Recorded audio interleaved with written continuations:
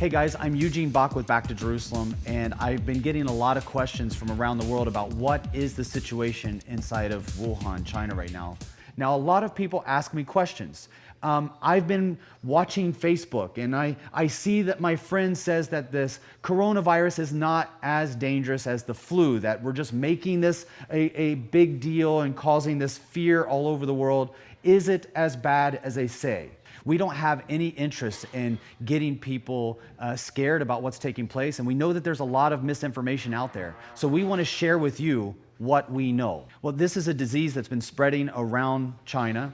It's kind of like SARS and a little bit like the flu. This is the timeline that we have written up for the coronavirus to kind of give you an idea of how it's spread. We see that in 2017, there was a biological lab that was started in Wuhan to test viruses like the coronavirus and the SARS virus. And there was a warning that came out from US scientists that said, hey, this virus might get out of the lab. It may not be a good idea to have it there in Wuhan. So we know that we have that warning in 2017. Already on January 1st, we had 27 of the first cases that had this new disease known as the coronavirus. Now, the people that had this virus, there were many theories about where it came from, but the one that everybody settled on has been exposure to a meat market where animals that had this virus were able to pass it over to humans. So 27 cases on January 1st. On January 3rd, we see that 8 people started to share on social media about this new virus. Immediately, they were arrested and detained because it was considered inside of China that they were spreading false information and disrupting social peace. One of those people that were arrested on January 3rd was a doctor. That doctor that was arrested is now in critical condition. He himself now has the coronavirus. If we look at January 9th, that is the first death of a 61-year-old who had the coronavirus who died in Wuhan. Still, there was no information shared on the media from China about this new virus. However, on January 13th, this is the turning point because this is the first case that we know of someone with the coronavirus from Wuhan, China, being discovered in Thailand. Now it's in another country, and they're able to openly share about this new virus that was discovered with this lady in Thailand. The very next day, WHO makes an announcement and says, hey, there's this new disease out there and it's spreading around. This virus has been spreading for over a month now. It's not until January 20th that China, for the first time on national media, makes acknowledgement about this coronavirus that has started and spreading around Wuhan. This has been one of the challenges throughout the Chinese history of having big epidemics like this. They don't share openly, so people don't really know what's going on.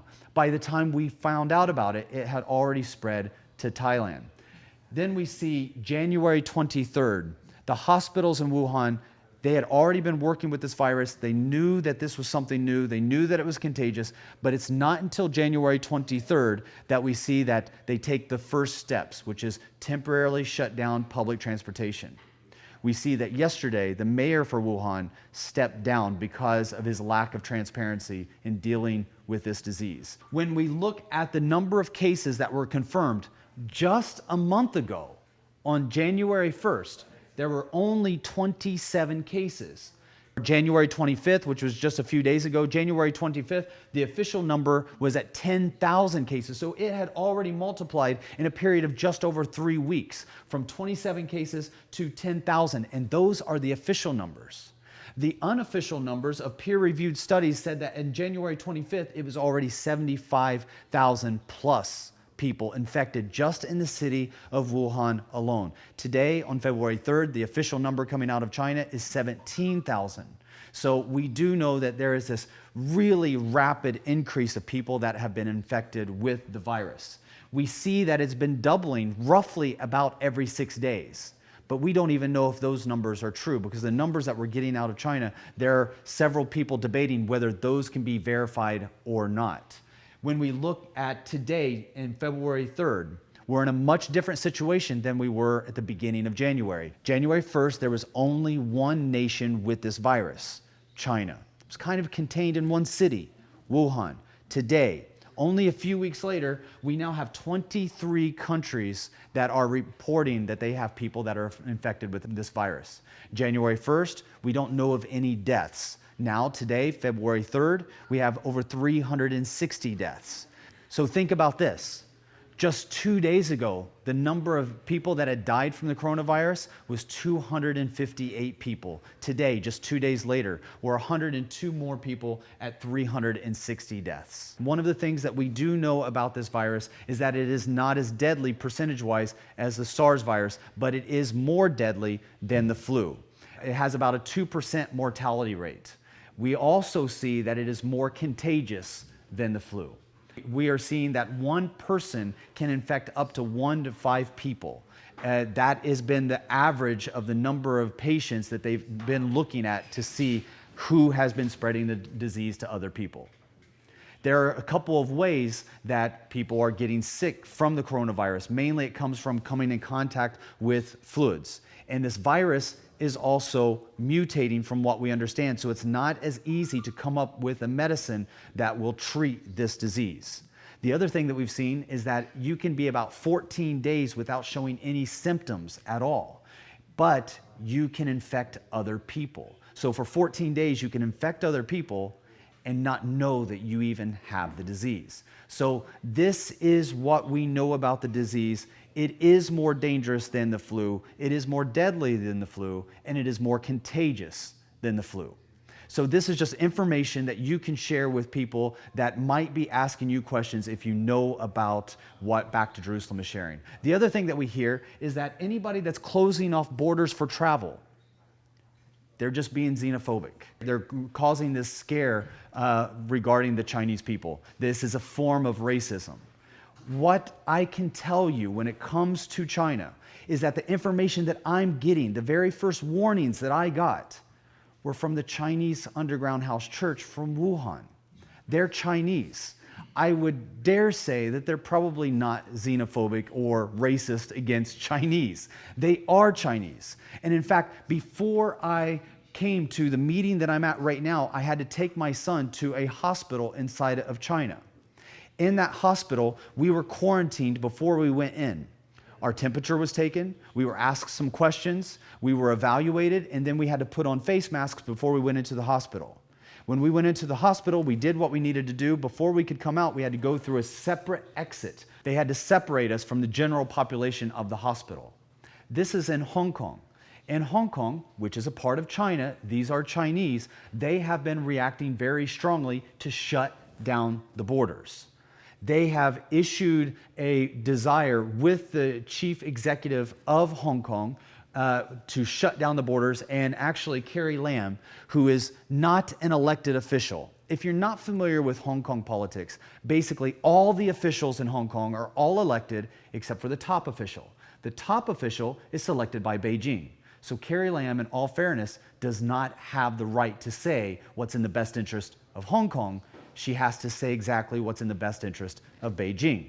She refused to shut down the borders, so more than 3,000 medical personnel, doctors, nurses, medical staff, all said, this is too dangerous. This doesn't make sense. Why are you not shutting down the borders? If you don't shut down the borders, we are going to go on strike, and then you will have no medical personnel to treat anybody.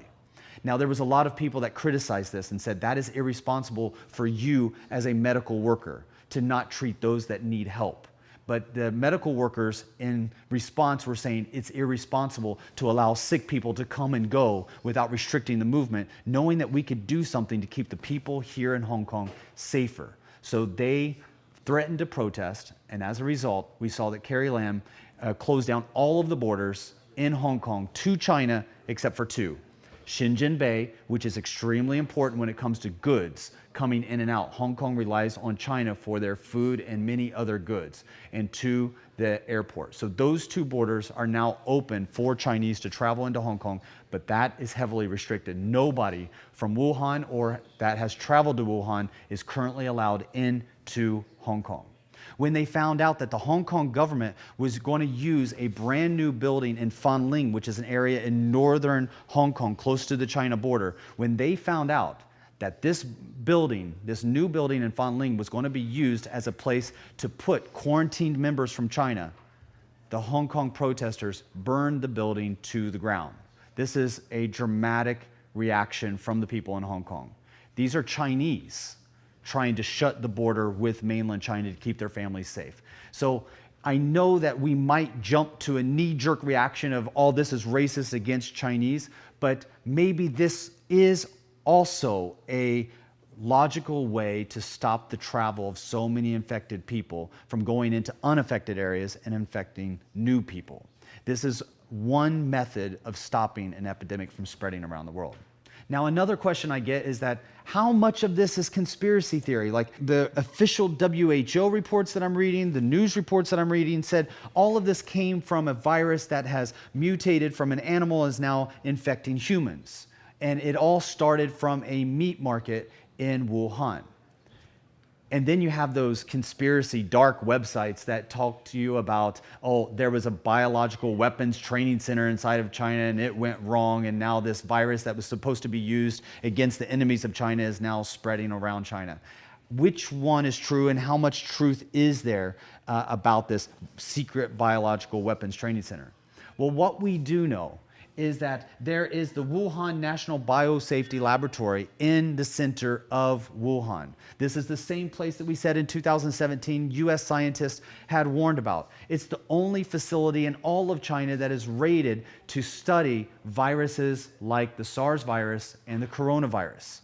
It is indeed there. We also know that at least 29 Chinese local researchers looked at the people that were first infected with the virus and came to the conclusion that none of the first people that showed signs of the coronavirus had any contact with the Wuhan meat market.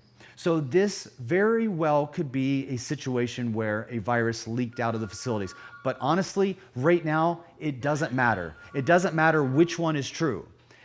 We know now that whether it's the meat market or it's the bio laboratory, we now have a virus that is spreading around that is hurting a lot of people and taking the lives of hundreds. So now when we look at the church, which is what we are connected with inside of China, when we look at how does this relate to me and you as Christians, and how does this relate to the Christians inside of China? Right now we know that China is scrubbing the news of anything that is unfavorable to their response and how they are handling it. We know that any news report that comes out of China is going to be favorable for how the government is handling their response. We also know that many news agencies around the world are taking their cues from the World Health Organization. And the World Health Organization is being very careful about what they say about China, because if they offend China, they will not be able to have access to the places that are the most affected, which means that they're going to be saying things that the Chinese government approves of. So this may not necessarily always be true.